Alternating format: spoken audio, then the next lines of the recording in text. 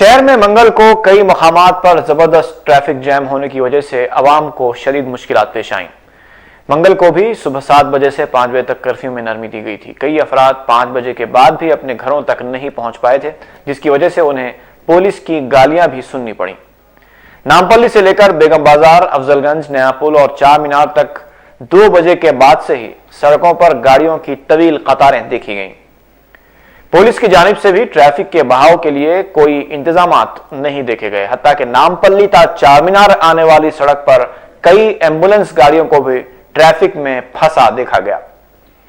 عوام انتہائی برہمی کے عالم میں پولیس کو اس کا ذمہ دار قرار دے رہے ہیں کہ حالات کے پرامن ہونے کے باوجود مکمل کرفیو نہیں اٹھایا جا رہا ہے۔